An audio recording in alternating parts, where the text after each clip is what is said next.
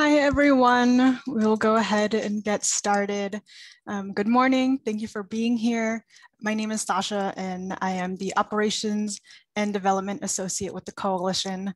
As I mentioned in the chat, if anyone was interested in the sounds that we're playing this morning, it's actually the soundtrack to the game Animal Crossing.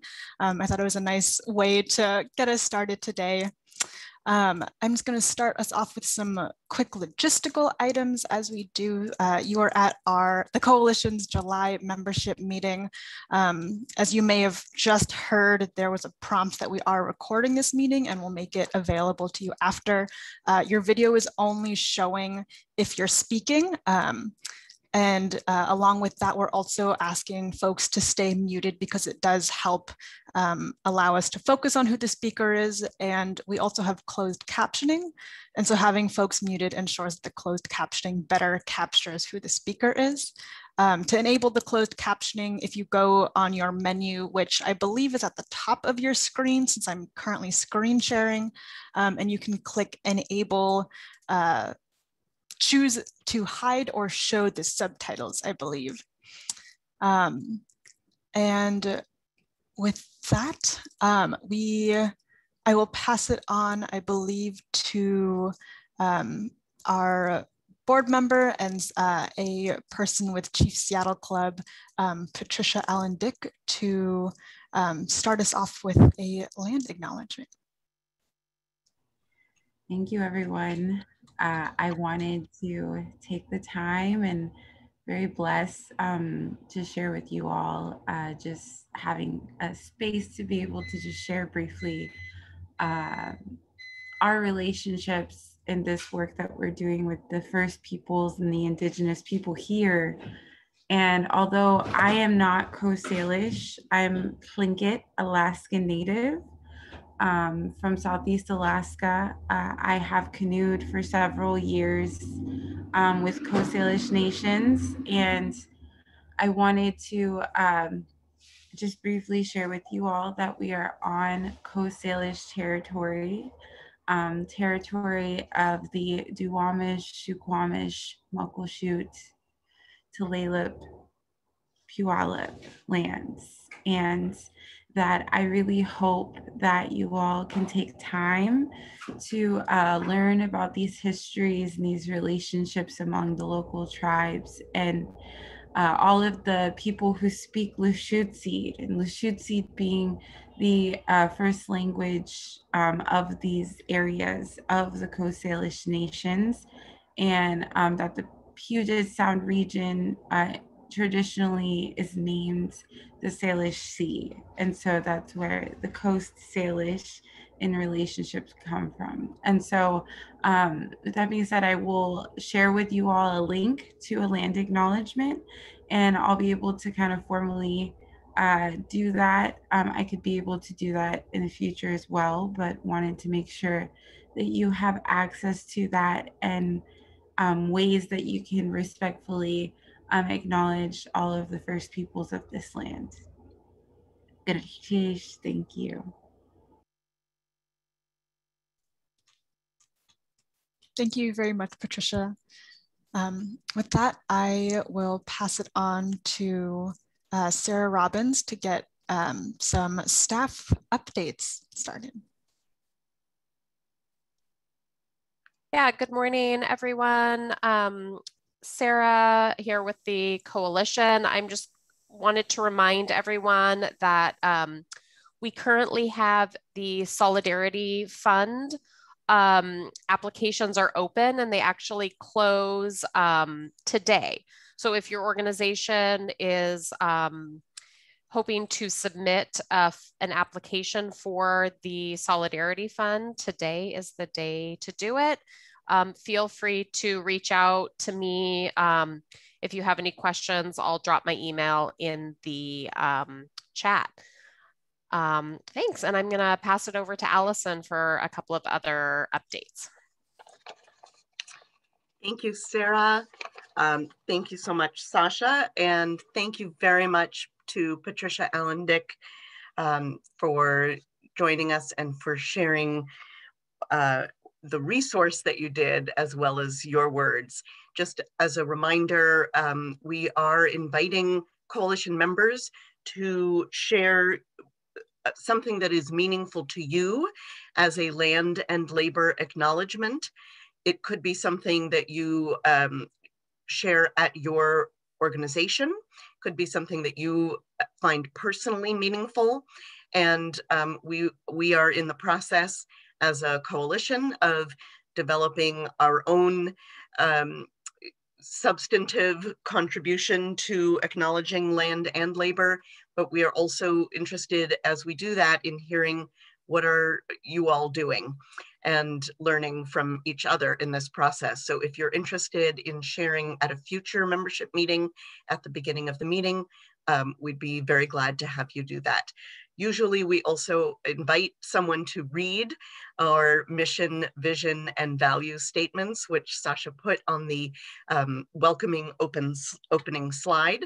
I think with our usual full agenda today, we will just stipulate to our mission, vision, and value statements. I can't see everybody here, so I will just ask whether or not Erin is on the call, and Sasha, maybe you could give me a thumbs up, or Erin, you can give me a thumbs up. But in the meantime, I will say, okay, not yet with Erin. Great, thank you. We had said that State Senator Mona Das would be joining us today. It turns out that Senator Das has to be in Washington, D.C., so we want her to be there, and we will work to welcome her at a future meeting,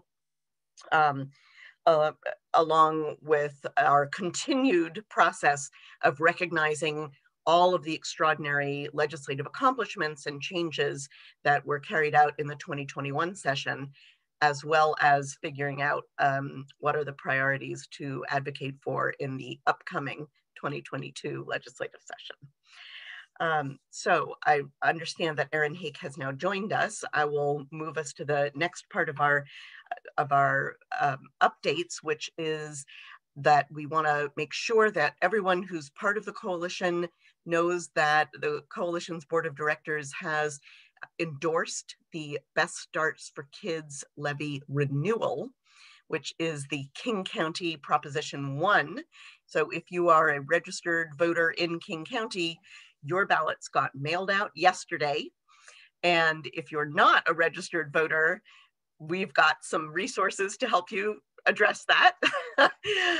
But what we want to make sure is that we think many folks know about Best Starts for Kids, which has already been doing really important, excellent work to support and wrap arms of community around young children, teens, and family members all across our region.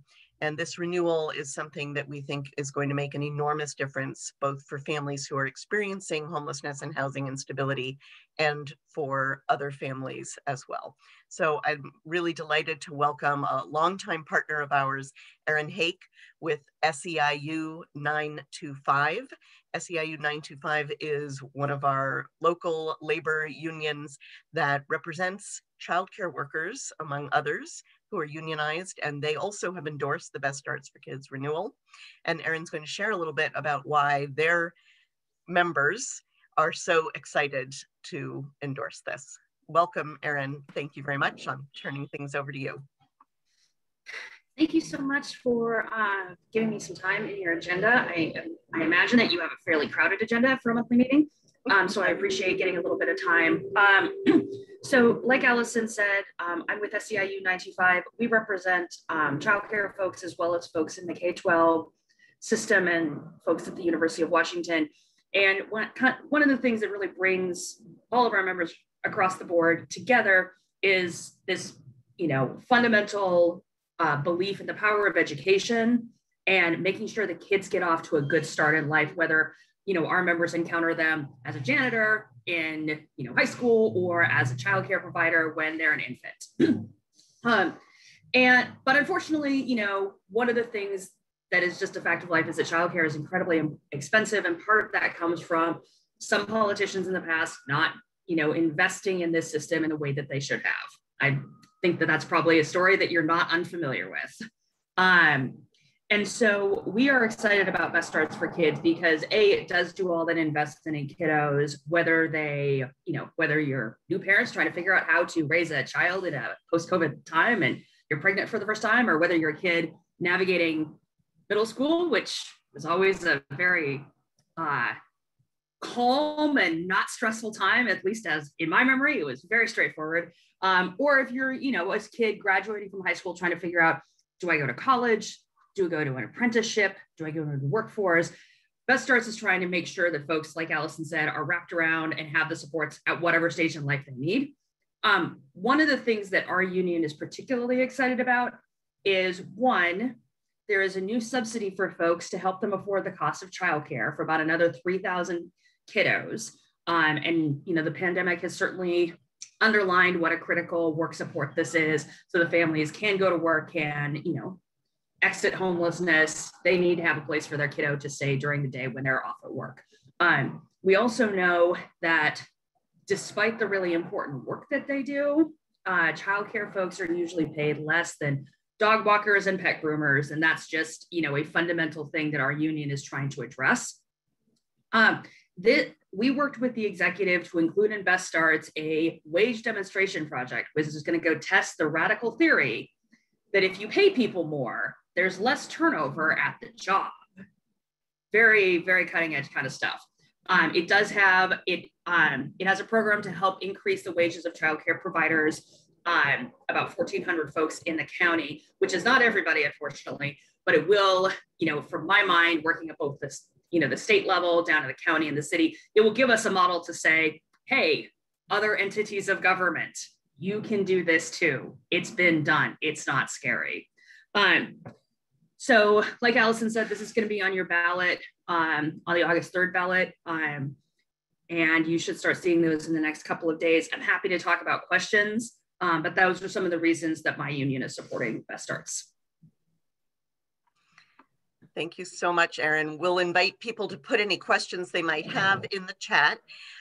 Really appreciate your taking the time to join us here today. And in case anybody missed the sarcasm there, the radical concept that paying employees better reduces turnover is something that we have some deep interest in our sector as well. And I'm going to follow up with you, Erin, because one of the issues that the coalition has worked on for a long time and that we really continue to try to press creatively and relentlessly on is very much the fact that the frontline staff and program staff of all of our member organizations are not really treated as essential, just like many of the people whom you represent. And whether folks are unionized or not, we are experiencing, and people without homes are experiencing, what the effects of massive turnover are, and it's not good. Yeah. So we really thank you very much for the work that you and your members do every day and every night. And Erin has put her email at SEIU 925 in the chat. Thank you so much. I am going to move us on. Okay. But we welcome you to stay because childcare is actually a theme of a portion of our agenda this morning. We're very grateful that shortly we'll be hearing from Liz Olson, from Terry Yaffe, and also from Sarah, and I'm blanking on your last name, Sarah, forgive me, from Childcare Resources. So we welcome you to stay, Erin, and happy to continue to work with you on a variety of issues. I actually can't stay. I have to go back over to my senior team meeting, but I appreciate the time. And please, if this is a very short time, so if you do have a question, after you've had a chance to think about it, please just reach out. We're really excited about this. Great. Thank you very much. Bye. Have a good rest of your day. Goodbye. Well, in many respects, I think the Best Starts for Kids levy renewal is a fairly easy yes. The other endorsement vote that the board just took is one that folks may feel a different set of ways about. Coming up on the November ballot, not this August primary ballot, is, of course, what is known as Charter Amendment 29, or Compassion Seattle. And I know that many folks have been asking the coalition for our formal position. We've shared a number of our very serious concerns about this proposal, both in terms of what it substantively would mean for people experiencing homelessness, especially those who are forced to live outside, and also in terms of the process through which it came about. Namely a process that didn't involve people who have experienced homelessness, people who know anything about providing services, and a process that did not in any way, shape, or form do what we need to do, which is to unite all of the different stakeholders and people in Seattle, and indeed in King County and across our region, to invest deeply in what needs to be done, and to be honest with the public about what it costs to do the housing and services that we know folks need. So I'm pleased to share with you that the Coalition's board has just taken a vote that we are not supporting Charter Amendment 29, which will be on the November ballot. We are opposed to it, and we'll be sharing some of the detailed reasons, and there are many, for that decision. That's not to say that there aren't some elements of what is articulated in that proposal that we support. Indeed, we do support a number of things that are positive that were added to the proposal, but we don't support the mechanisms that are enshrined in the charter amendment proposal, and the ways in which folks would be rousted from where they're staying. Nor do we support the idea that it's possible to do this without more resources. Fundamentally, and just to clear this up, because this is a question that I have gotten on a number of occasions, fundamentally people do seem to think that the charter amendment includes resources, and it does not. The charter amendment simply creates a fund that moves general fund resources that are already allocated to all human services into a separate fund. So that is not sufficient, and we have long stood together with other human services organizations to say we are not going to succeed if we pit early childhood resources against senior services. We're not going to succeed if we pit people experiencing homelessness against people who are experiencing food insecurity. That's not the way that we build a healthy, housed, and secure community. So the detailed statement will be forthcoming, but I wanted to make sure that we share this with you all at our membership meeting today. And I would say that you can look next week for an additional statement, and I'm happy to talk with people about that as we develop our position. I want to really acknowledge and thank the Seattle Human Services Coalition, Solid Ground, Real Change, and a number of other coalition member organizations that have already had a lot of excellent public statements regarding their opposition and concerns. And then lastly, I want to let everybody know we are doing a bit of a summer slowdown.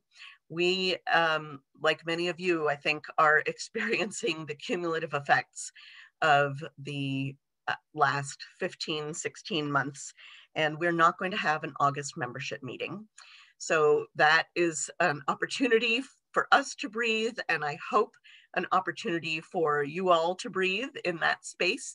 And we will be happy to see you at our September meeting, which is Thursday, September 16th.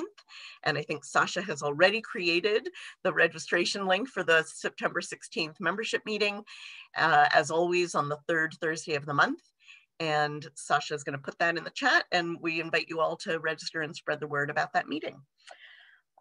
So with that, I'm going to turn things to Sarah and to our wonderful group of special presenters talking about resources that lots of folks don't even know exist, and how you can help the people you work with get resources and cash and support for the families that they're they're supporting.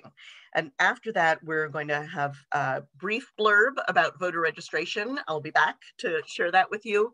And then please stick around because the Housing Justice Project is going to talk about the confusing and important details of Governor Inslee's so-called bridge proclamation following the end of the eviction moratorium on June 30th. Again, extremely important information that you need to understand so that you can help the folks you work with. And I look forward to hearing from all of our presenters, and I will turn things over to you, Sarah. Thank you. Yeah, great. So we have a series of presenters that are going to talk about issues for families experiencing homelessness. The first, thank you to Liz Olson from the Budget and Policy Center is going to talk to us about the child tax credit and what this means for families that you're working with that may not have filed taxes and how they can get some additional money. So Liz, I'm going to pass it over to you, and Sasha will run your slides. Great, thank you so much, Sarah, and thank you, Sasha. And it's so nice to be with you all this morning, honored to join you. So as Sarah mentioned, I'm Liz Olson. I'm a policy analyst with the Washington State Budget and Policy Center. For folks who don't know us, we're a nonprofit research and advocacy organization based in Seattle. We focus on our state tax code, supporting progressive revenue and sort of economic well-being for folks in our state more broadly. And I work primarily on public benefits and the safety net. So I have just about 15 minutes this morning to talk about the expansion of the child tax credit. And I imagine that many folks sort of already know a good deal about this. There's been a lot of media coverage, and the credit really impacts so many of our lives, which is great. But I'm going to start with just an overview of the changes to the policy and then talk about how to support families to access the benefit. So I imagine that some of you might have some specific questions about families, like unique household or tax situations. I very likely won't have all the answers to those questions now, but I am really interested in collecting them. So if something comes up, feel free to drop it in the chat or connect with me afterwards, and we can sort of work together to get the information that you and the families that you're working with need. So, okay, so changes have been made to the child tax credit, or CTC, as part of the American Rescue Plan. So that federal relief package that was passed into law back in March. It's a really big deal for kids and families in our state. And about 1.4 million kids in Washington are going to be eligible for this benefit. And it's increased cash that will be really impactful for lots of folks. So it's really exciting change. So, the first change is that it expands the qualifying age of children. So increases that eligibility up to age 17, whereas kids up to 16 were only eligible in the past. It also increases the credit amount. So CTC previously provided a maximum of $2,000. This year it will provide $3,600 per child age 5 and under, and $3,000 per child age 6 and under. It's going to disperse those payments monthly, which is really exciting. And so those monthly payments will be $250 to $300 per child from July through December. And then the remaining half of the credit will be dispersed as a lump sum at tax time next year. Another thing that's, I think, particularly critical is that there's no minimum income requirement for the expanded CTC. So whereas previously families had to earn a certain amount of income, so $2,500 in earned income to qualify for the credit, the expansion eliminates that requirement, which really excluded families with the highest level of need from the CTC benefit, right? So that now families with zero income or very, very little income are eligible for the full amount. So that's that full refund piece, right? This expansion is fully refundable. It also changes the phase out, which just means that it lowers kind of the eligibility rate to sort of concentrate benefits among lower and more middle income households. One really important thing to note is that this expansion is temporary. So it's just for 1 year. So if Congress does not make the expansion permanent, all of these changes will revert back to sort of existing policy after this year. So if we could go to the next slide. Thanks, Sasha. So a couple of other really important things to know. The expanded CTC payments will not affect other benefits. So cash that families receive from tax credits, including the expanded CTC, things like the earned income tax credit, don't count as income against benefits like TANF, SSI, SNAP, WIC, Section 8, or Medicaid. So that's a really important thing to know, that families can access this without seeing a reduction in other benefits that they receive. Another really important thing to know is that mixed status families should qualify, many folks.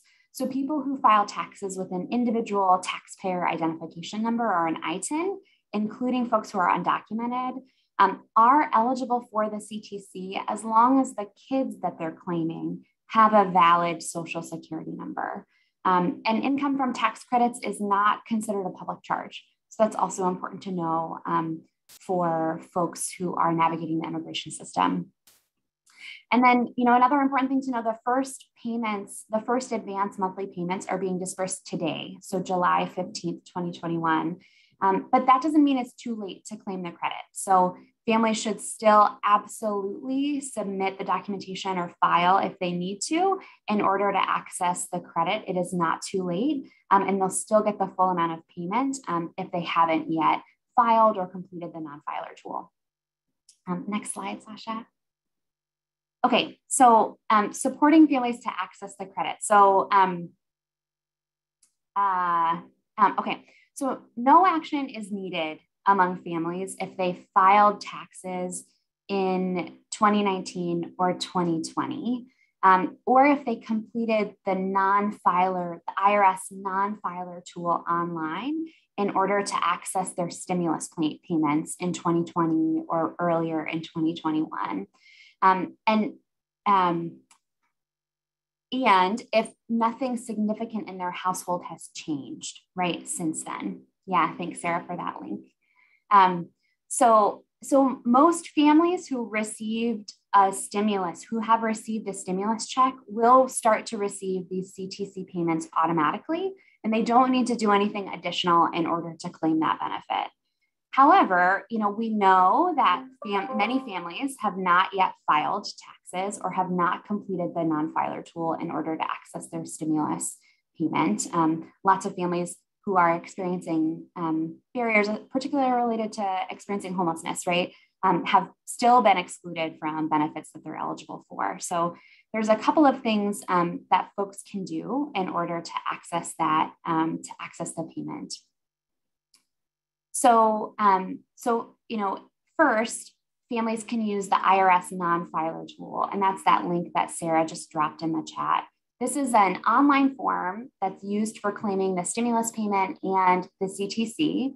It's a short version of a federal tax return, and can be used by folks with zero income or very low income, and who don't have the necessary documents that they might need to file a full tax return. Folks who do owe taxes and are required to file a return should not use the non-filer tool. If they do, that could really delay their payments and sort of create administrative challenges for folks down the line. So that's one thing to know when you're working with folks who are sort of considering what they need to do, right? That using that non-filer tool only works for folks who don't owe any taxes. And so if they do, they should file a full return. So people who have earned income and even very low income and have access to the documents that they need to file taxes should do so, right? So families with very low incomes may be eligible for the federal earned income tax credit, the EITC, in addition to the CTC, but they can only access the CTC if they file taxes. And there are free resources to support folks to file their return online, and I'll kind of share those links in a later slide. And then the last sort of action that folks may need to take here is to visit the IRS Child Tax Credit Update portal. And this is for folks who have already filed taxes or filled out that non-filer form, to use this portal to check their eligibility for CTC payments, to opt out of the advance payments if for some reason a family would prefer to receive the full amount of their CTC as a lump sum at tax time next year. They can choose to do that through the IRS child tax credit update portal, or include their bank information, or add a child that was born in 2021 or added to their household in 2021 to make sure that they receive the full amount of credit that their family is eligible for. So Sasha, could you go to the next slide?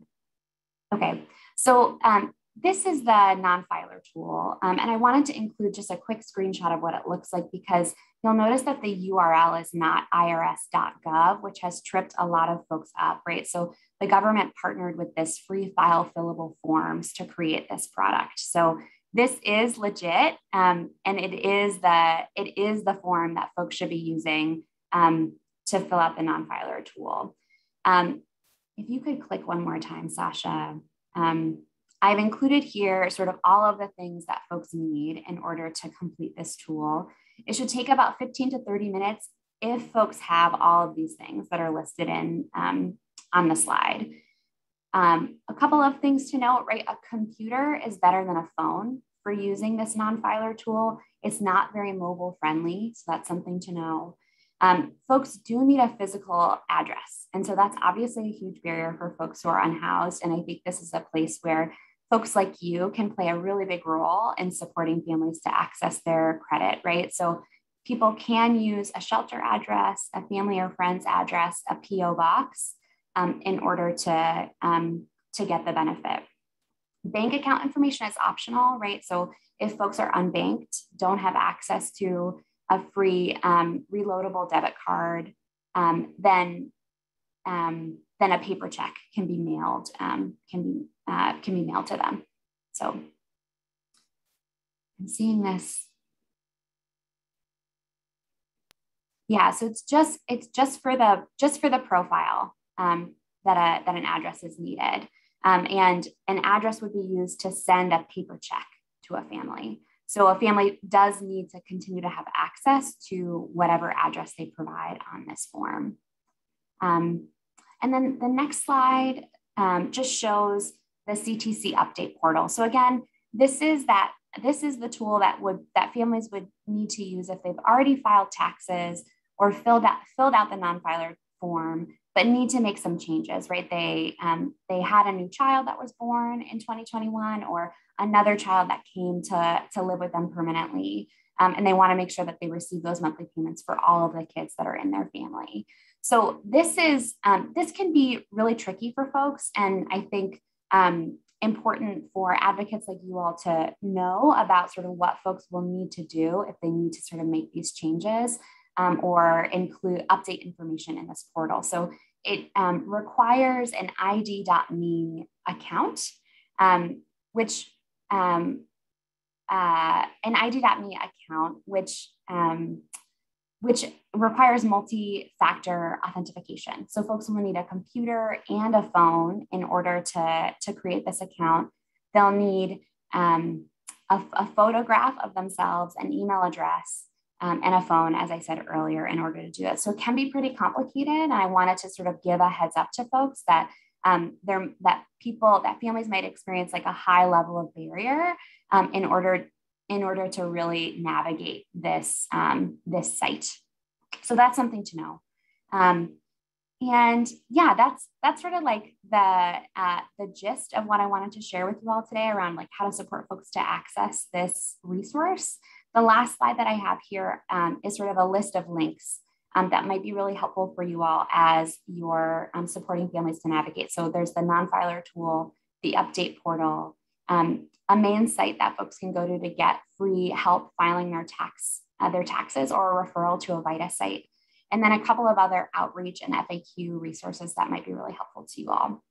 So yeah, and Chris has also added in the chat another link for another really important resource, especially for immigrant and mixed status families. So thank you, Chris. And I want to just take a moment to look at Allison's question. Yes, you're right, Allison. So a mailing address that where people receive mail is what's needed, not a residential address. That's correct. Yeah. Okay. So I'll stop there. And I'll also, I'll see if any other questions come through, and I'll also share my email address in the chat so that folks can connect with me later if you have other questions. Thank you. Thank you so much, Liz. Yeah, it would be great if you could sort of monitor the chat. It looks like we've got one more question that came in.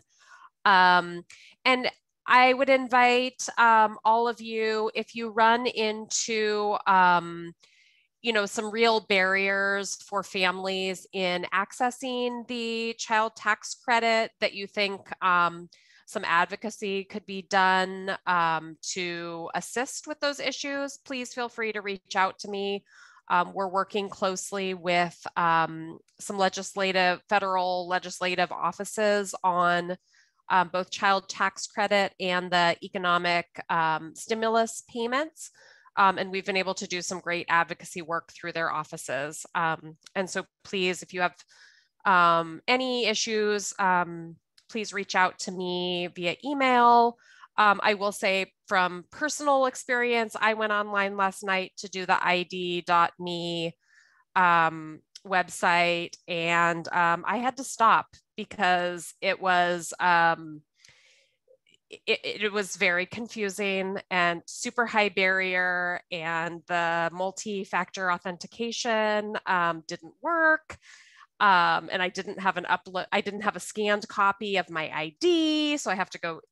So it was not user-friendly for me. So thank you so much, Liz. I really appreciate you presenting today so we can help families access the money that they're entitled to. We're now going to switch over to talking about childcare. And we have Sarah Brady and Terry Yaffe from Child Care Resources. And Sarah's going to start us off talking about all of the great things that happened this past legislative session around childcare. Thanks, Sarah. Good morning, everyone. I'm excited to be with you all. And I have a slideshow. Can I share my screen? One moment.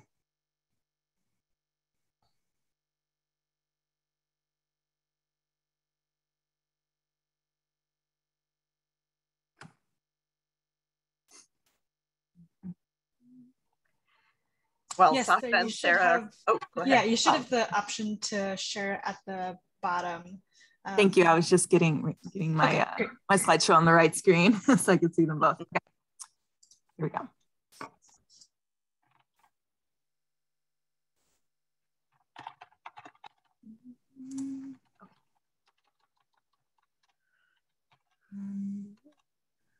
Here it is, small little button. Okay. I wanted to share with you all about early learning in this past legislative session because our state has passed a significant investment in early learning. It was one of the big themes of this last legislative session. And I think that there are some really exciting pieces of this for, there are pieces of this that are really big supports for low-income families and families with children with complex needs that might need additional support in childcare. We've seen that as a consistent trend in early learning is the challenges for children who have additional needs for additional support when they're coming into early learning settings and struggling to get, and the childcare providers having limited resources to be able to meet those needs. So those are some big themes is childcare affordability for families and supports in the childcare setting for kids with complex needs. Okay, I don't know why where did I want to start? I wanted to start right here. Am I on the time? And so I wanted to share, I kind of wanted to go through an overview of what the investments in early learning have been this last legislative session, and highlight the pieces of that are especially important to families experiencing housing instability. So to start off, Fair Starts for Kids, you likely heard about this and supported the advocacy work around this. This is, it's a multi-year investment plan in early learning. Basically, the state created an account for early learning, which we've never had in the past, a place where our state investments in early learning can go. And this bill mapped out what those investments are going to look like over the next year. So we're going to talk a bit about those. And the capital gains tax, a large amount of this funding is going to pay for early learning, which is kind of the first time we've had a significant big investment in early learning as well. And additionally, a lot of the federal COVID relief funding that came from the federal government, $2 billion of that went out for the next 2 years to the early learning system. And finally, I noted here affordable healthcare plans for childcare providers, but of course for low-income workers is part of the work that happened this legislative session. And that's very important to the early learning field because so many childcare providers do not have healthcare. So I noted that here. Okay. So for families, the biggest change is more families are eligible for working connections. And this one's important for the communities that we work with. And my colleague Terry is here, and Terry's team does amazing work around this, helping families families to get access to our state subsidy system. And I wanted to note that if there may be a lot of families that you work with that previously, for families experiencing housing instability, they may have previously been told that they weren't eligible for state child care assistance. I'd encourage you to go back and look at the new changes because as of October 1st, there's a chance that they may become eligible. They've raised the eligibility cutoff to 60% of state median income. So there's a chance that they may be eligible. And then that is going to continue to increase until 2025. So over the next few years, there's going to be changes in who's eligible in the income the families can have to remain eligible for this subsidy. So encourage you to connect with our team and get some more information about when and how the families will be eligible for child care assistance.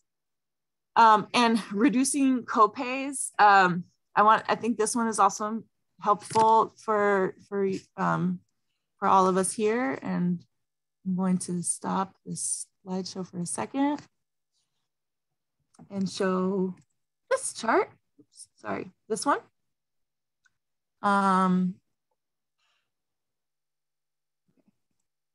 Great.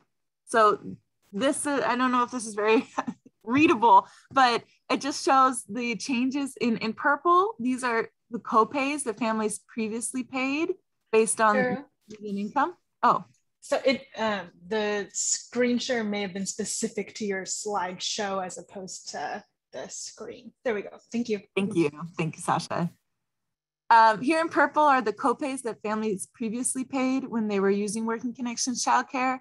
And here in pink are the ones that they will be paying now. So it shows, we had heard and seen how this $453 copay was really difficult for families who are making 50% of median income to afford, even though this is a subsidized, this is still a lot less than what private paid childcare would cost.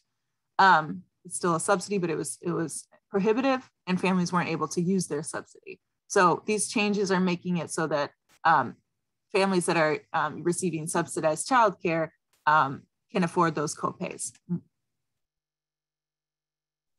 Okay, back to my slide.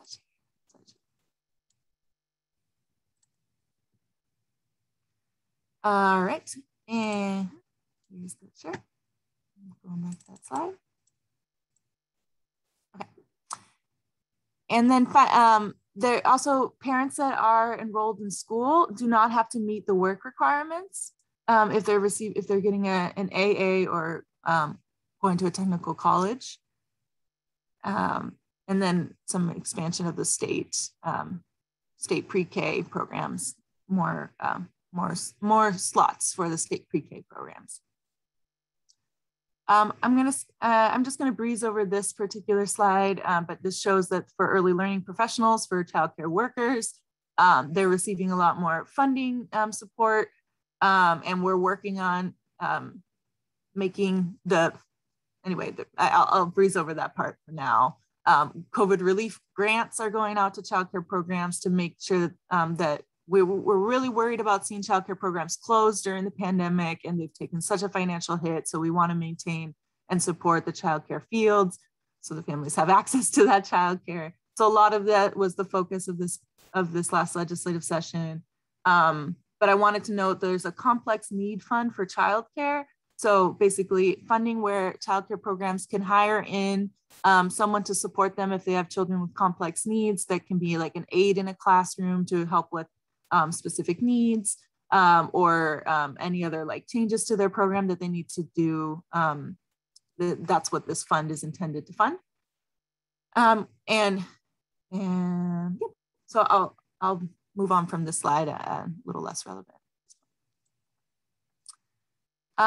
Okay, and then this is the other piece that I wanted to emphasize. So I mentioned there's a complex needs fund. There's also a, they haven't figured out how to do this yet. They funded a trauma-informed care rate enhancement that's meant to make it so the childcare providers that are offering trauma-informed care are compensated at a slightly higher rate.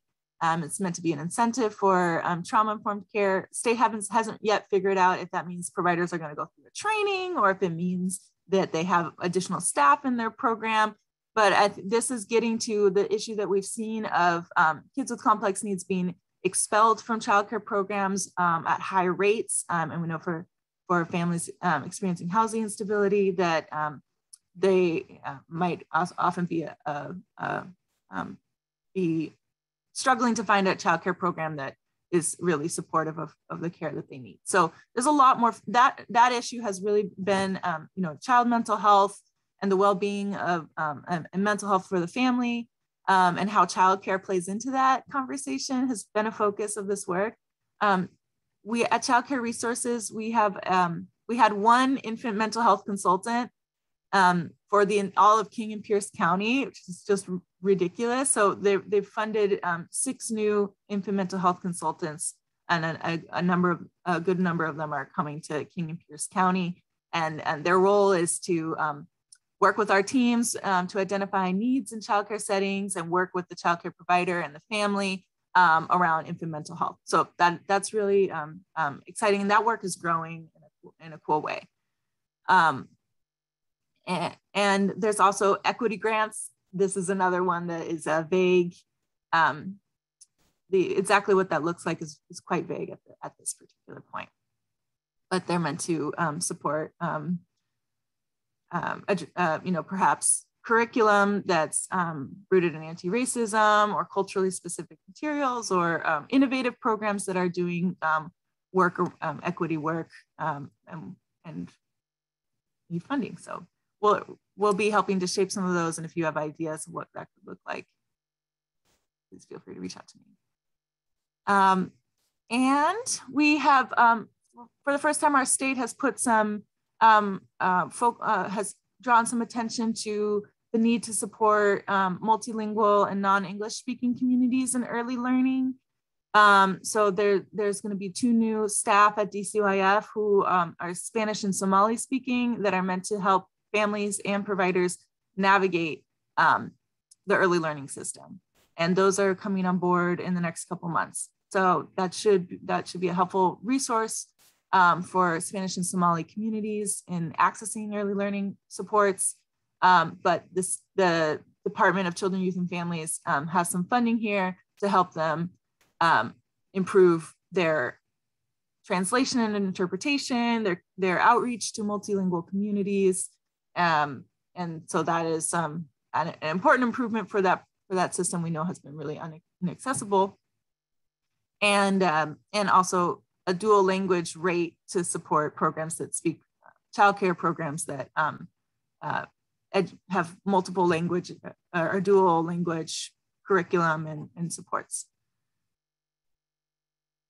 And then finally, for any of your clients that might be using family, friend, and neighbor care for their children, that means they have a someone when someone in their support system, whether it's even older siblings, often are caregivers for kids, grandparents or something like that might be caring for kids. We call that family, friend, and neighbor care. And there's a subsidy for those families. For some of those families, you can apply for the state subsidy system and receive some financial support. It's very minimal, but there was an increase in that. And the play and learn groups are really exciting programs that are offered in libraries and community spaces where families can go with the kid to learn, to play and learn child development-based activities that can support the development of their child and build connections with each other. So more funding for that as well. And that's the overview of what's out there in this last legislative session. I wanted to summarize the main themes that I want to make sure you all knew about, which is there's a good chance that if your families previously had been said that they were over income for Working Connections childcare subsidy, there's a good chance that that they might become eligible in either this year or in future years. So connect with our team so that you can get some support in finding out more information about that. The co-pays are going down, so it will hopefully be more affordable. And there's a lot more investment in child mental health in early learning settings. And we hope that will make childcare a wonderful support for the kids that you work with. So I'm looking at the chat that I haven't been looking at. Am I missing any questions, or I'm happy to answer anything? I wanted to mention one thing. We worked last year and we're really grateful for Skitch's support with the homeless grace period, expanding that grace period to 12 months. So that was successful last year, and thank you all for that. And I wanted to share with you all that we're continuing to make sure that that families don't get cut off after that 12 months, and that we can have a childcare system that's actually about supporting the child, not about supporting the workforce. We want it to be able to do both, but we want it to be focused on the child no matter what situations their families are going through. So we're continuing to advocate on that. We've identified that some of the challenges around this are connected to the federal, go back to the federal government where this money often comes from. So looking at wanting to make sure that our Federal Office of Child Care is supportive of this 12-month authorization, and we wanted to we kind of want to make a long-term strategy to change any barriers that might come from the feds. So stay tuned to that. I just wanted to share with you where that is going based on our success from last year. Great, thank you so much, Sarah. It was a great update. And I think Terry Yaffe from Child Care Resources is going to give us a quick update on resources that are available to families that you're working with from Child Care Resources. Okay, so I actually have put my timer on because I want to stay true to my time, and I really do want to expand this conversation that we started today on childcare. It's always a changing landscape at the state level and at our local levels. And so for those of you who are unfamiliar with Child Care Resources, let me just briefly say, in our mission statement, we are improving all children's access to high quality early learning experiences by engaging with families, caregivers, and communities. Embedded in our daily work is identifying and addressing racism so that all children thrive in their early learning environments. We can only do this with your help. You're reaching many families on a very daily basis if you're working in family services. And we need to hear from you, and we want to answer your questions, and we want to connect with the families that you serve who have questions about childcare. If they need high quality childcare, we want to be there to help them. If they have questions about their funding, we want to be there to help them.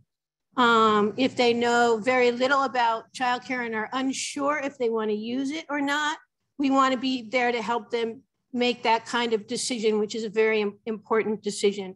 And how we can do that in our program, with our program services, is primarily through a few entry points. The one that I work with, the entry point that I work with, is the Child Care Subsidy Program. And actually, we've been very dedicated to serving families experiencing homelessness since 2003, with some dedicated funding to help families access childcare, but primarily to help them access the larger pools of money at the state. And over the years, we've helped them access Working Connections, and now we're doing more and more work helping them access this very important homeless grace period that Sarah referenced. So we're serving families experiencing homelessness now, according to the McKinney-Vento definition, the door open wide definition, not the earlier HUD definition that we used to be confined to. And Alex Barbaria and Claire Keneally are also on this call as well. And they're part of this team that's helping families navigate both the homeless grace period, Working Connections, other types of subsidies in the community, and other ways to fund childcare. So we want to reach people experiencing homelessness now, according to McKinney-Vento, and we can actually engage with families quite a bit if they've experienced homelessness in the last 6 months. And if they're shut out from other services, if they're not able to get the state subsidy, the Working Connection state subsidy, or the homeless grace subsidy at the state level, we may have funding for them. We are the Child Care Subsidy Program, and I put our phone number in the chat box just before Sarah Brady talked, 206-329-5842, and our email are open to you and any family to call. Families don't need to be referred by you. They can just be given the contact information. So we can work with families to help them access funding, to help them figure out where they want to use their care. And we can help them apply to the homeless grace period. And when we get a consent form, we can actually help them work out some really challenging problems that many families are having at the state level by talking directly with the workers on the Working Connection state childcare line, and figuring out what issues have been providing challenges or obstacles. And so we really want to reach those people who've been denied or are pending, or people who have no access to childcare because they're just, by nature of their citizenship or other maybe temporary situations, they cannot apply for the state subsidy. So those are two important things I wanted to share with you. And we have this awesome slideshow that we're putting on the road, Alex and Claire and me and Anna and other people in our team. And we hope to share more about this with you. But if you want us to come out and talk to your staff about childcare and how to access the Working Connections childcare, or more about our subsidy, we're happy to take it to you. We're happy to share more at another sketch meeting in the future. And we're very eager to talk with you on the phone or do email exchanges. We love engaging with homeless housing providers, domestic abuse advocates. We're just really trying to reach as many people in King and Pierce as we can. Just to mention, we just added a feature onto our statewide, the Washington Child Care Aware of Washington statewide call center, which is our resource and referral line.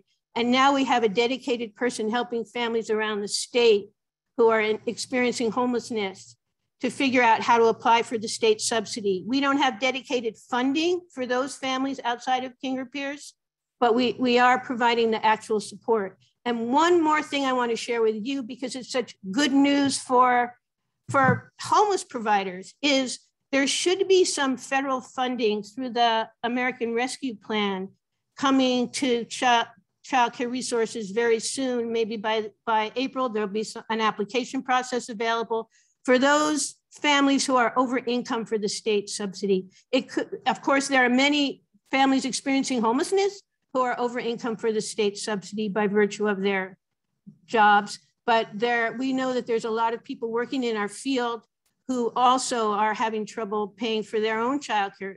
And we'll have more information about that. So you're always welcome to call me or Alex or Claire or the regular line, but you can also call the statewide call center 1-800-446-1114 and get more information about when that application process is going to be opened up.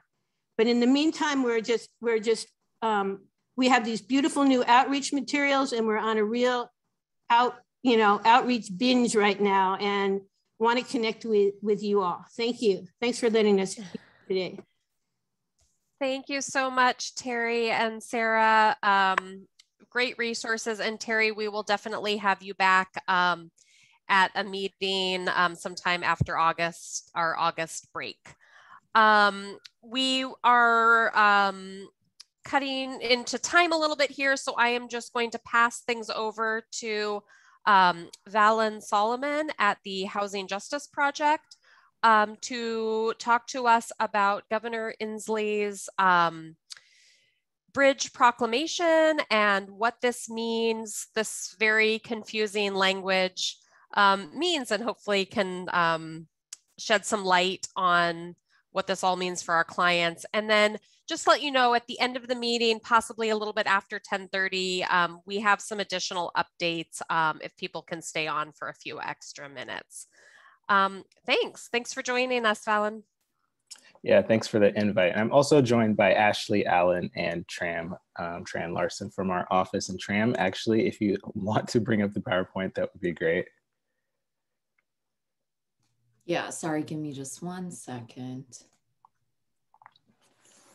So I can introduce myself in the meantime, I guess. My name is Valen Solomon. I'm an attorney with the Housing Justice Project. More specifically, I'm an Equal Justice Works attorney sponsored by Costco and the Reichs Foundation. And Tram and Ashley, if you want to introduce yourselves as well. My name is Ashley Allen, and I'm a Rule 9 intern with the Housing Justice Project. And I'm Tran Larson, she, her pronouns. I'm the community engagement manager at HJP. And can everybody see my window? Great. Yes. Okay. All right, Valen, do you want to kick us off? Yeah, so as everybody mentioned, we're going to be talking about a little bit about the Bridge Proclamation, kind of what it means, what it looks like, and kind of some important aspects of it. And as everybody's kind of been saying, it is very confusing. And I think a lot of the details, it's important to know, I do want to note from the outset that a lot of the details are still kind of being fleshed out, and kind of how this is going to operate is still a little bit unclear to us at this point. But with this presentation, we're going to talk about some of the more concrete things and some of the more important things that we can say as of now. So unlike the previous moratorium that was in place for a little over a year, but almost a year and a half, this is not an extension of that moratorium. So that those same protections aren't in place. It's completely new, completely different, and far less protective. One of the main things that's less protective about it is most of the previous moratoria actually protected hotels, motels, and Airbnb tenants. This proclamation does no such thing. So, if you have a non-paying client who lives in an Airbnb, motel, or anything like that, they are not protected by this proclamation. And in fact, it literally bluntly says that this proclamation does not apply to Airbnbs, hotels, and motels, or anything like that. So that is important to know. So they can be evicted starting July 1st, which is kind of when this Bridge Proclamation went into place. Another big thing kind of about this Bridge Proclamation is late fees are still prohibited through the rest of the year. So your client should not be getting late fees or really anything like that associated with the late payment of rent. But one big aspect that I think might cause a lot of trouble in the next few months when these rent increases kind of go into effect is that rent increases are now allowed. However, the tenants do have to be giving 60 days notice. In some cases, I think it's about 30-day notice for public housing and things like that. But as a general rule, rent increases are allowed now, assuming they're done correctly. And now kind of the other part that's a little bit more confusing, but rent for basically the COVID period, which is February 29, 2020 to July 31st, 2021, the landlords must offer you repayment plan for that debt. So they can't send it to collections, they can't try to evict you without first giving you a payment plan for that debt. But there are other things before the landlord tries to evict you that they must do. So let me restart that. There's things that must be in place before they can evict you. So the first thing that must be in place is there must be rental assistance programs. And those programs must be deemed operational. So they can't just exist, they have to be deemed operational. And I think that's a technical definition kind of decided by the Office of Civil Legal Aid and Commerce and the organization itself. And it's important to note as of right now, I don't think the rental assistance program in King County is actually deemed operational. They have not announced that. And similarly, the mediation program must be operational in the same way that the rental assistance program must be. And again, to my understanding, I looked at the department, the mediation, King County Department, or whatever it's called, the King County Dispute Resolution Center on their website, and they said they are not operational. So that is important to note. Another big thing that before a landlord can evict you for non-payment of rent, they have to give you written notice of, and that can be a hard copy or electronic, that these programs exist, that they're operational, and they must invite you to participate in them.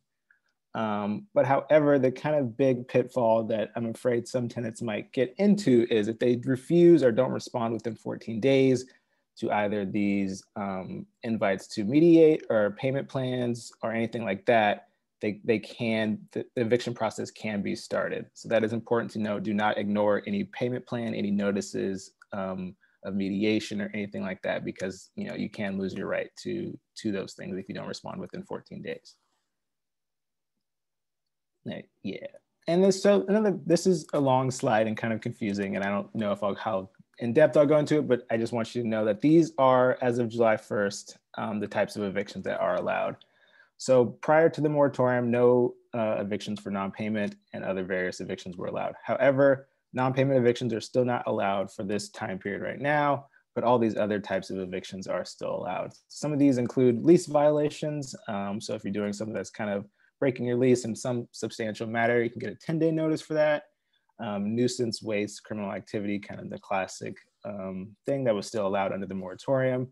And there are some no-cause termination exceptions, which are very confusing, and I'm not even gonna venture to explain today. But if you do get a no-cause termination, which is a 60-day notice, definitely give us a call, give somebody a call, give an attorney a call, because it is important to understand that sometimes these are allowable, but sometimes they're not, and they're very confusing. Another big important thing to note, the governor's moratorium allowed 60-day notice for if the owner wanted to move in or sell the unit. That is now 90 days. So an owner would need to give the tenant 90 days if they wish to sell or occupy the unit. And I think those are kind of the big ones, but there are different ones. They all kind of work in different ways. Some apply to a fixed term lease, some kind of apply to throughout the tenancy. So it's important to, if you get any notice, really the important thing I want you to take away is to definitely give us a call, give the Housing Justice Project a call, and we will do our best to kind of assess the legality of that notice and see what your options are going forward. Alrighty, and I'm going to be covering recent changes. These are changes to the moratorium, but the Bridge Proclamation adds. So these recent changes include that rent accrued between March 1st, 2020 and December 31st, 2021. With regard to such rent, the landlord or prospective landlord may not report to a prospective landlord a tenant's non-payment of rent or eviction resulting from it, take adverse action based on non-payment, deny, discourage, or make unavailable a rental unit based on any prior or current exposure or infection of COVID-19.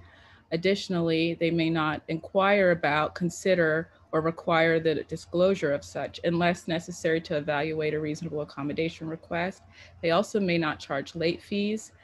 Any violation of the above is subject to 2.5 times the monthly rent and legal fees as determined by the courts. Additionally, the right to counsel qualifications would mean that they receives public assistance and an annual income after taxes at or below 200% of the federal poverty level. With regard to changes to the 14-day notice requirements, that they inform the tenant of their right to counsel and the contact info on the Dispute Resolution Center, info on state and local assistance programs, and notices to be notice provided to the local Dispute Resolution Center.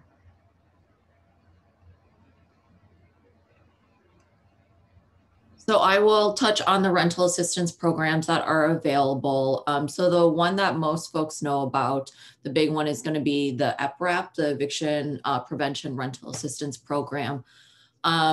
There's 3 components to that program. One is the landlord program, which we refer to as the large landlord payout fund. Essentially, the ones with the really big apartment complex buildings were able to apply for this program, I think back in April. Submit applications, and they could ask for all of their tenants to be covered under this pool.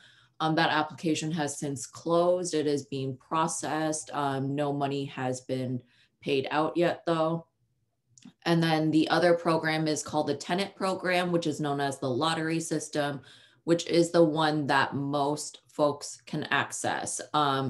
We were told that they have been drawing about 500 names a week, and they've been doing that for the last 3 weeks.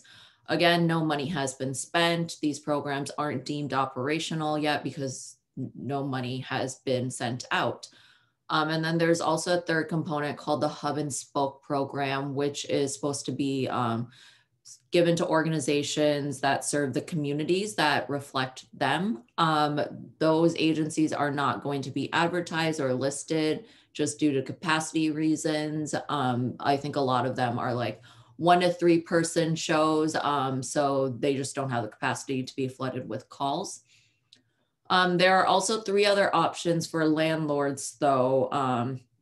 If their tenants aren't going through the EPRAP program, there's the landlord mitigation fund, where if the rent has been accrued during the pandemic through the end of this year, the landlord, if the tenant leaves because they can't afford it, so they're voluntarily vacating or abandoning the unit and they're low income, the landlord can file a claim, a reimbursement claim with the state, and they can get up to $15,000 in rent to be covered that the tenant owed. They can also do it if they come to an agreement on a payment plan and the tenant defaults on it and is still there. If the landlord applies for this money though and receives it, they cannot take legal action against the tenant. So they can't start an eviction process afterwards. There's also the limited landlord relief program. This is aimed to serve small landlords, so less than 5 units. There's an income requirement as well, and this is geared for tenants that don't qualify or just don't respond for the lottery.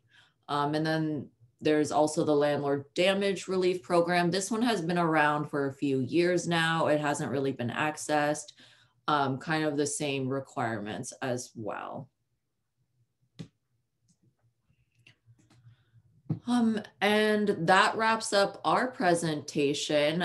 We wanted to make sure to leave time for questions, but this is our contact information.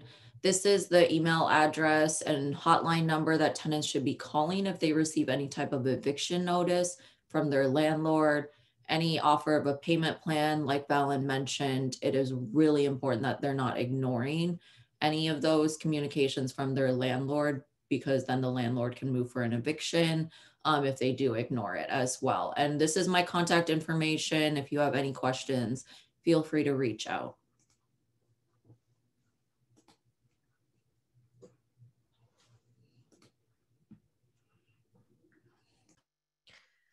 Thank you so much. That was really good information. again, so much out of our control. All of the sort of unknowns make this, make this confusing. Can you share? I think Allison shared one of the links where we would find information about when the mediation program, when the programs that are up and running that need to be up and running for this to be valid, where we can go to check those. I mean, I know we could always reach out to a program like HJP, but but where we could find those online, where that'll be posted, that would be helpful. It should be posted on the county's website.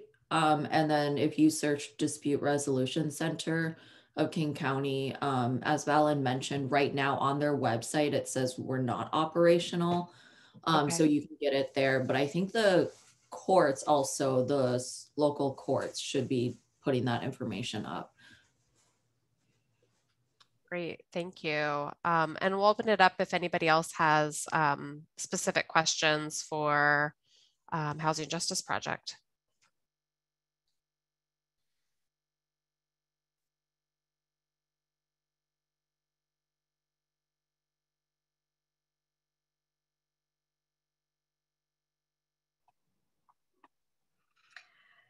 I'll just highlight a note that Joy Scott from the City of Auburn put in the chat in case anybody's not looking at the chat. An important addition is for rental assistance, since we know that even with significant investments, the need exceeds what's available, and the lottery system is, an attempt to be equitable, but contains within it some inequities as well.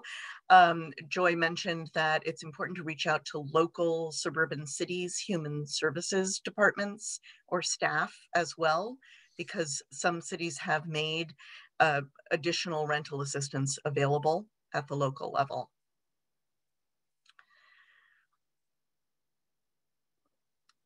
And it looks like Jen added the same is true from the City of Kirkland as well. So there's an awful lot to keep track of, an awful lot of advocacy needed to help people get access to the resources. Thank you so much to the team from the Housing Justice Project for sharing this and for highlighting the core issue. Do not ignore a notice.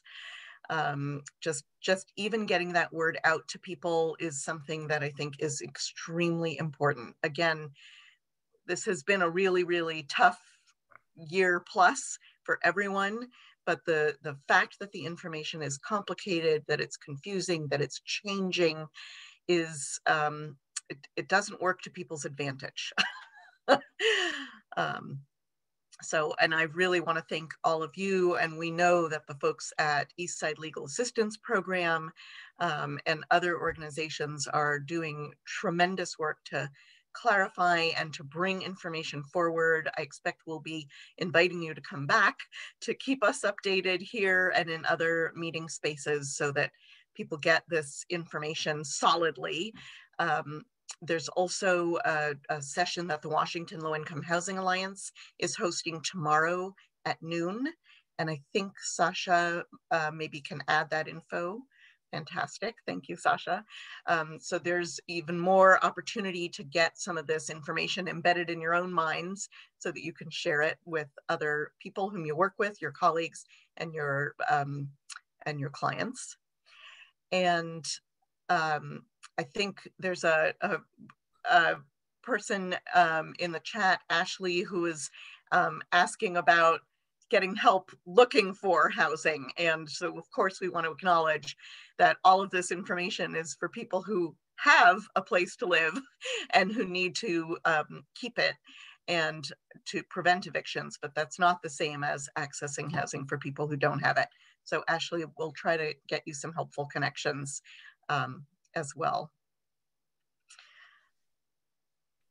So I just wanted to add quickly, there are some jurisdictions that did extend their moratorium, and they're actually a moratorium. So cities like Seattle, Burien, Kenmore, Kirkland, and I think That's it, if I'm not missing any.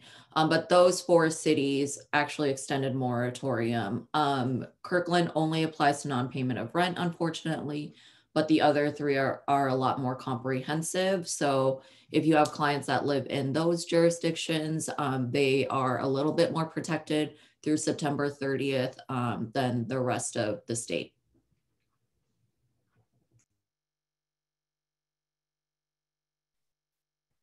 Great, thank you so much for joining us today.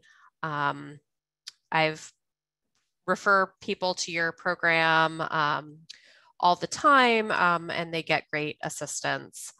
I am going to now turn it over to Allison to do a few updates and one about voter registration, which is very important with our upcoming primary here in a couple of weeks.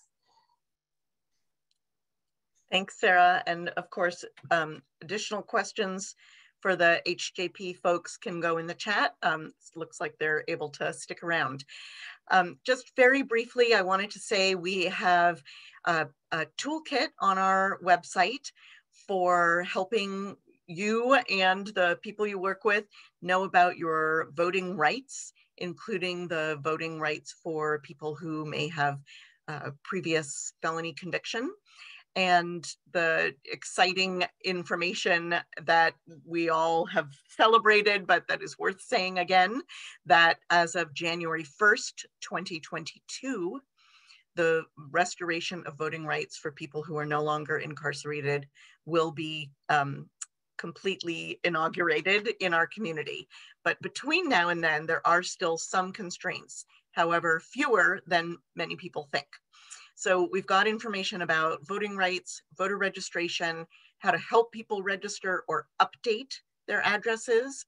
Bear in mind that as a vote by mail state, largely, people do, of course, need to have a way to get their ballot in the mail. And the issue of mailing addresses that came up with accessing the child tax credit is not unfamiliar to anyone who works in homeless services. So we're hoping that you will help everybody remember to update their mailing address so that they get their ballots, which have been mailed out, but also want to remind you, you can print a renewal ballot if you have access to the internet and a printer. And thanks to the Voting Justice Coalition Advocacy 2 years ago, we also now have same-day voter registration. So up to and on Election Day, people can go in person to what's called a vote center and register to vote and cast their ballot on the same day. That is an extraordinary thing that, again, lots of folks don't know about yet. So please help spread the word. If you need information, resources, tools, please email vote@homelessinfo.org. And there is a full toolkit and a recording of voting rights and voter registration training that we did a couple of weeks ago, also available on our website. I want to hand things over to a brief round of member updates. Chris Lovings is here from the Eastside Legal Assistance Program, and I asked if he would just share quickly information about a free opportunity to help all of us get our papers in order and to develop our key documents like wills and power of attorney, which is a thing that I keep on meaning to do and don't do, and pretty much everybody I talk to seems to be in the same boat. So Chris, thank you so much for sharing this information with our members, and if somebody else has a quick member update, please feel free to drop it in the chat and we'll try. Yeah, just do it into the chat. We have our wills clinic. These are going to be happening every other month from here on out. They're virtual right now, but you can get a free will, which says what happens to my things, and or if I have a child, there's a little bit of a guardianship piece about that. If I pass away, God forbid.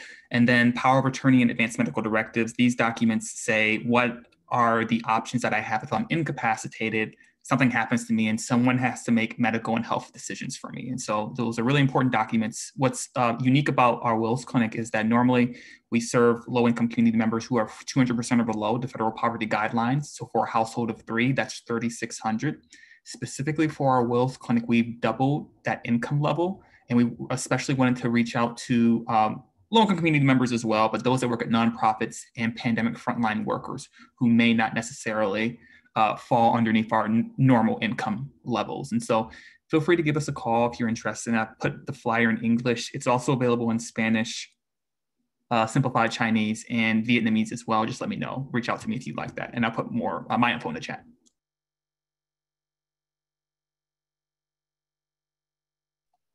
Thank you so much, Chris. I think we should connect with you to see if we can offer a special clinic for staff at our member organizations. I've had a lot of conversations with people who definitely feel like this is something they keep meaning to do. So thank you very much. We'll do our best to get the word out about that. If there's someone from Child Care Resources still here, there's a question from Brianna. Is there a chart for the new SMI incomes for the childcare that starts on October 1st? I will. You go for it, Sarah. Sarah, I haven't seen a new chart, so I'll just say that. I haven't either, but I'm going to dig around and I can send one to Sarah for the follow-up material. Thanks, Brianna. Good question. Wonderful. It's very exciting that these income guidelines are going to shift. So important. It's really true. And as always, we will do our very best to get the information out to people, to post it on our website. But please consider this, even though we are meeting over Zoom still, the beauty of the Coalition's monthly membership meetings is the standing next to each other at the coffee pot and sharing contact information. Please reach out to each other. This network of service providers and advocates and people experiencing homelessness is the way that we make the test of policies, how they work on the ground or don't work, and how we share incredibly important information. So please be part of that network, reach out to people. Everyone who presents here is truly accessible and friendly and welcoming. And while we miss meeting in person, we'll do our best to replicate that effect while we're here on Zoom. Just as a reminder again, we're not having an August membership meeting. We are meeting in September. Perhaps, Sasha, I could ask you to put the September meeting registration link in the chat one more time. And what a wonderful array of dense and critical information we managed to squeeze into this hour and a half. I think that's all that we have formally. Of course, we'll stick around for a few more minutes. We know everyone probably has things they have to rush off to do, but thank you so very much. We appreciate seeing your faces, your names, and hearing your voices, and look forward to seeing you in September, if not before.